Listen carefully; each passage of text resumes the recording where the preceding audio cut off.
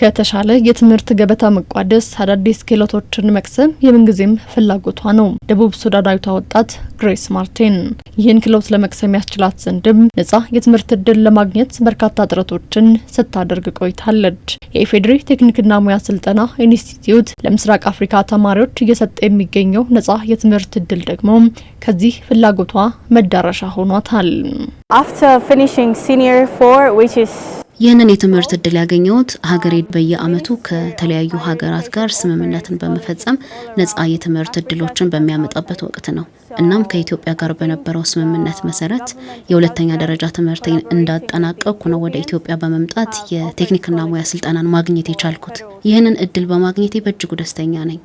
very happy and excited. ከ2007 ዓ.ም ጀምሮ ለዓለም አቀፍ ተማሪዎች ነጻ የትምህርት እድል በመስጠት ሲያሰለጥን የቆየው የኢፌዴሪ ቴክኒክና ሙያ ስልጠና ኢንስቲትዩትም ከሀገር ውስጥ ሰልጣኞች ባሻገር ልክ እንደ ግሬስ ላሉ የምስራቅ አፍሪካ ተማሪዎች ስልጠናዎችን በመስጠት ላይ ይገኛል።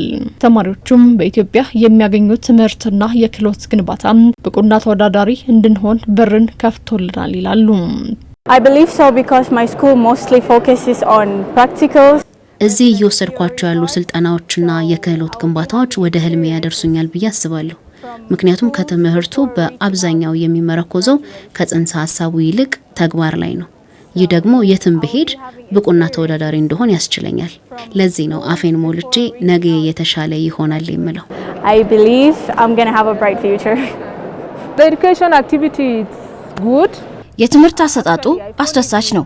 እዚህ ከመምጣቴም በፊት በኢትዮጵያ በቴክኒክና ሙያ ዘርፍ ጥሩ የሚባል ስልጠናዎች እንደሚሰጡ እሰማ ነበር። ይህን እድል ማግኘቴ ደግሞ ወደ ስራ ዓለም በመቀላቀልበት ወቅት በእጅጉ ያግዘኛል ብዬ አምናለሁ።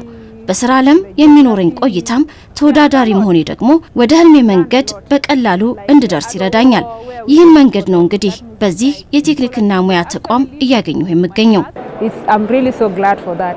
ኢትዮጵያ በቴክኒክና ሙያ ዘርፍ ለተለያዩ ፍላጎቱ ላላቸው የምስራቅ አፍሪካ ተማሪዎች ነጻ የትምህርት እድል በር መክፈቷም አጋርነቶችን ከማጠናከርና የህዝብ ለህዝብ ግንኙነቶችን ከማጎልበት ረገድም አይነተኛ ሚና እንደሚኖረው ተነስቷል።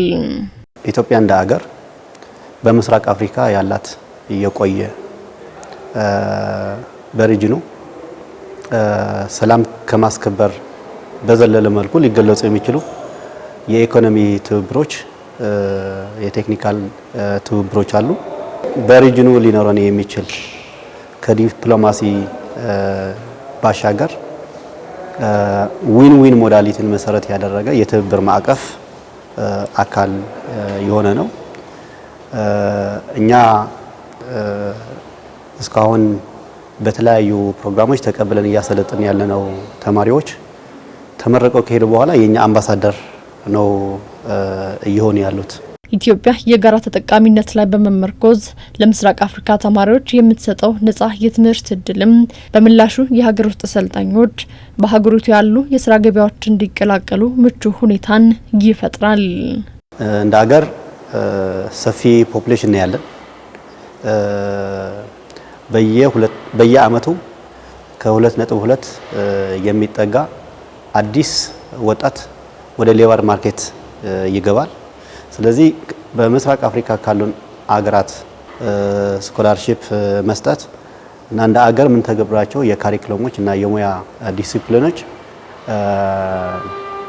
ሙቹዋል ሪኮግኒሽን እንዲያገኙ በማስቻል የኛ የሰለጠነ የሰው ኃይል በነጻነት በምስራቅ አፍሪካ ሄዶ እንዲሰራ እድል ይፈጥራል ማለት ነው። በቀጣይም ኢንስቲትዩቱ የቅበላ አቅሙን በማሳደግ ለስራ ገበያ ብቁ የሆኑና የሰለጠኑ የሰው ኃይልን በማፍራት ረገድም በትኩረት እንደሚሰራ ተጠቁሟል።